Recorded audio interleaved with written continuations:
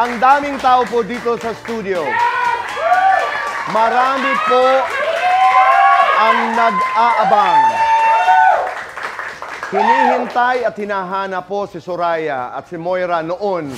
Pero at saka nating pag-uusapan yan.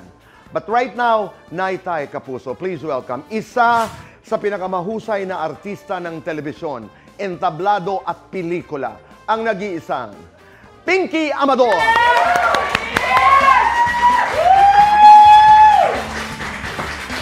Hello, Tito Boy. Hi. So, have you done? Ginawa mo na ba yung inutos ko sa'yo? Ay, ginawa ko po, Ma'am Soraya. Oh.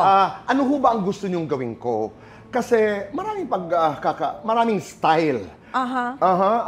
Gusto niyo ho ba talagang mawalan? Patayin mo! As in, patayin ho talaga? Siyempre! May ideya ho ako. Pwede ho kami pumunta sa skin clinic. Ha? Bakit doon? Ay, naku ma'am, ang ganda-ganda ho doon. Dahil, siyempre, i-facial ko po siya. Oh. May lason ho yung gamit.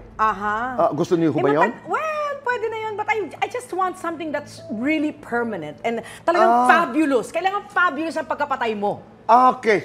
Mag-isip ka, bilis! Itutulak ko na lang ho sa bangin. Gamit na yan. Ma'am, ano ho ba? Mag-isip ka nga. Gusto ko fabulous death. Fabulous. Sunugin ko kaya ho siya pag dumaan mamaya. Sunugin? Paano ang sunog? Halimbawa, kumakanta si Marikit. Kasi mahilig ho yung kumanta at sumayaw. Habang kumakanta, kunyari, natapilok siya. Dahil may inilagay ho akong bato doon. Okay. Pag natapilok siya, hindi niya alam may bomba. Yung bomba ho ay sasabog. Sasabog talaga. Tapos yun. O sige na nga, ewan ko ba sa'yo? Why did I even hire you? I don't know. I mean, you really can't get the help these days. Oh my God. Hindi mo kita makis! Hindi mo kita makis, di ba? Welcome to the program. Thank you so much. Thank you very much. Thank you.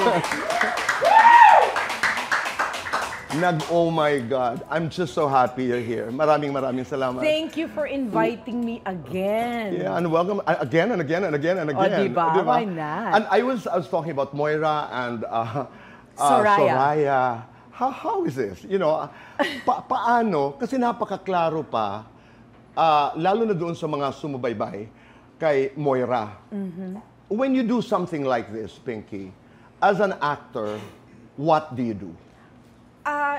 Siyempre nandun yung pressure to make Soraya different.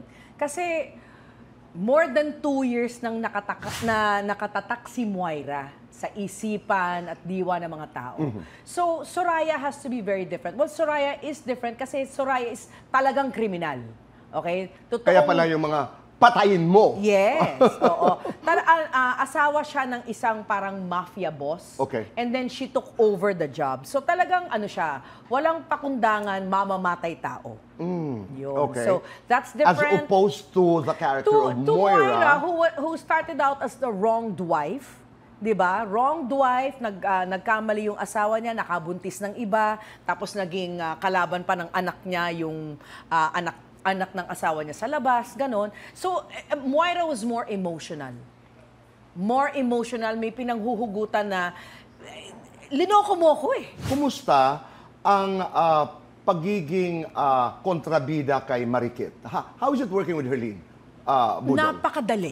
Napakadali kasi, dahil ano siya, very concerned siya sa kapwa niya lagi. I think, generally sa cast ng Binibining Marikit, the women and even the men take care of each other.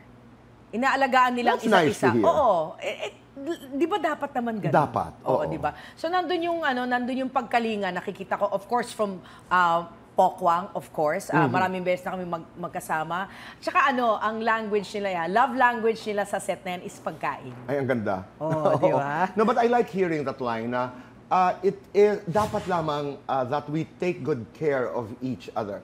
And kasama dyan ang, alam mo ang ginagawa mo? Kasama dyan ang dumadating ka sa oras, paggalang. Yes. A lot of respect.